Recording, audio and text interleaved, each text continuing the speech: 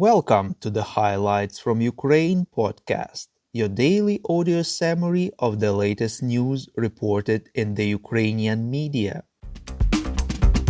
My name is Artem, and here is the news.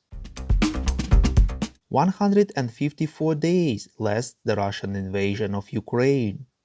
Early this morning, Russia conducted missile attacks against Ukrainian cities, including from the territory of Belarus, reports Ukrainska Pravda. There are reports about at least 2 explosions in the Vyshgorod district near Kyiv. At least 9 missiles hit not far from the settlement of Goncharivske, Chernigiv region. There is no information about casualties available at the moment. Ukrainian armed forces hit Antonivsky Bridge in Kherson, reports Radio Liberty. This was the only bridge over the river Dnipro in the occupied city of Kherson. It was a key element of the supply chain of Russian troops. The occupational administration informed that it stopped all traffic on the bridge. British intelligence previously stated that any attempt by the Russians to build a temporary crossing over the Dnipro will be a very high-risk operation. According to them, if there is no crossing over the river, Russian troops in occupied Kherson will be cut off, and this will become a significant military and political blow to Russia. President Volodymyr Zelensky said that Ukraine will rebuild all of the crossings, but for itself. He stressed that Ukrainian troops are doing everything to ensure that the invaders do not have any logistical opportunities in Ukraine.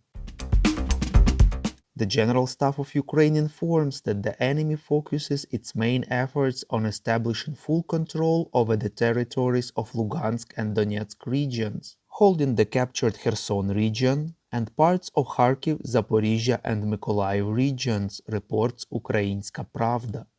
The Russian forces are also trying to create favorable conditions for resuming the offensive, as well as blocking Ukraine's maritime communication in the Black Sea.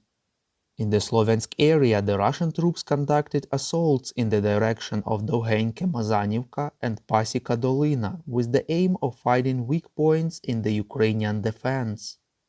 In the Bakhmut direction, Ukrainian forces repelled the assaults in the Klinove-Bakhmut and Mironivske-Semigirya directions. They forced the invaders to retreat.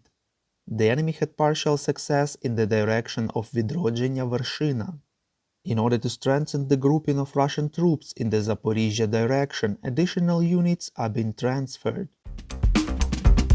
According to the General Staff of Ukraine, since the start of the invasion, the Russian army lost over 40,000 of military personnel, 1,700 tanks, almost 4,000 armored vehicles, 222 aircraft, and 190 helicopters.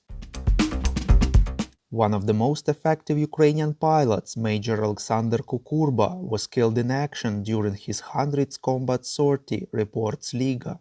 Kukurba was 28 years old. Back in April, he was awarded the title of Hero of Ukraine, as well as several other state awards. In his evening video address, President Volodymyr Zelensky said that Kukurba was a real Ukrainian hero, whom we will always remember. According to Spiegel, the German government approved the sale of Panzerhaubitze 2000 howitzers to Ukraine, reports Ukrinform. Overall, German producer KMW will sell 100 modern self-propelled howitzers to Ukraine, worth 1.7 billion euros. KMW plans to start production immediately, but it is not yet clear when the howitzers will arrive in Ukraine. It is expected that production of all howitzers is designed for several years. Panzerhaubitze 2000 can shoot at 30 to 40 kilometers depending on the ammunition used. It is considered one of the most advanced howitzers in the world and can fire up to 10 rounds per minute. According to Defense Minister Christine Lambrecht, Ukraine promised the federal government before the delivery that it would not attack any targets in Russia with weapons from Germany. According to the survey conducted by the Rating Sociological Group, the number of jobless Ukrainians increased to 39%, reports Interfax Ukraine. Among those who worked before the war, some 59% are now working, some 34% full-time, 19% remotely or partially, and 6% found a new job. Half of the workers reported a pay cut of 10% or more. For 43% of respondents, the salary has not changed. For 9%, it has increased. 90% of Ukrainians say they do not want to emigrate abroad for permanent residence, and only 9% say that they would like to do so.